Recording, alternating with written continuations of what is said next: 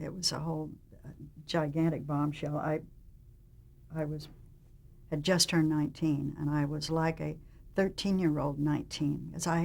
If you think back on this career, when I say that I was an old little girl, I think you put the thing on little girl. I'd never had a chance to grow like a real person, you know? And so I was not mature at all.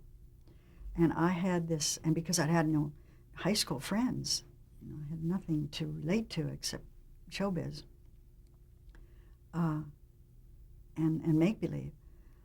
I had this idea that if I ran away and got married, that I would be grown up. And if I had a baby, I would be a grown-up and that I would be a different person. I was trying very hard. Like teenagers will go through phases with their parents and testing and so forth. I just took this big leap. And I had decided, my mother was a little difficult about my dating and boys, and I didn't have any time to date anyway. But she didn't seem to like anybody anyway. And I thought, I'm never going to get married. Here I am, 19, I'm going to be an old maid. And so the next person that even mentions the word to me, I'm going to say yes, and that's going to be that. And it was Dick Smith, who was one of the sound men on the show, on Father Knows Best. And we had gone to see a movie, and he whispered in my ear, I love you, and I'd like to marry you. And I said, okay.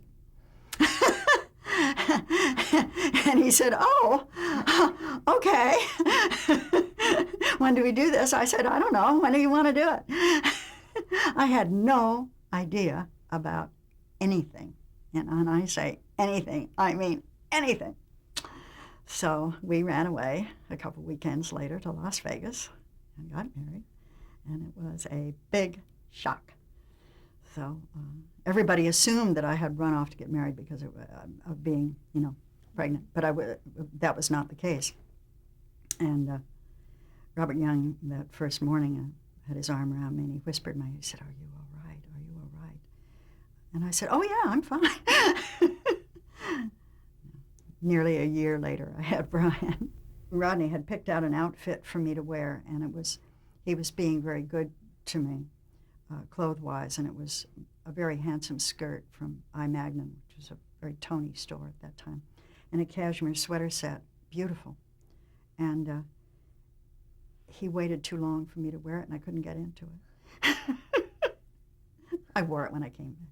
But he had decided, Mr. Rodney had, that I was going to go off to college at that point. He didn't want me on the show. He was very upset with me, very angry. And I think, to a certain extent, so was Robert Young. And so when I had Brian, and I thought that was it, I was finished with the show, I went and I cut my hair off.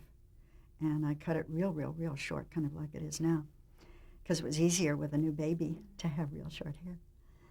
And I was perfectly happy, truth to tell, just being a mommy. And it was a wonderful few weeks of time with that baby. And then Miss Messenger called me and said, you're going back. And I went, what? I said, but I cut off my ponytail. She said, don't tell them, just show up. She hadn't even known. I hadn't told her either. And so I showed up. That was a big shock. So there was nothing they could do but use my short hair. So there are a few episodes of me with kind of shortish hair. Fashioned a ponytail, a false ponytail. And so there was a fluffy front part, but this ponytail was sort of glued to the back of my head. And I did that for, gosh, it takes a long time to grow hair long enough to be in a ponytail that hangs down to here. So it was about a year. It was actually quite convenient. It was much easier to pin on that ponytail than it was. And as a matter of fact, come to think of it, I don't think from that point on, because Brian was born in 1957, I don't think from that point on to 1960 I ever had my own hair. I don't think I did. I mean, my own whole hair. I had that false. I had a couple of them. And they were natural hair. They were very beautiful. And they were on a thing about this big around.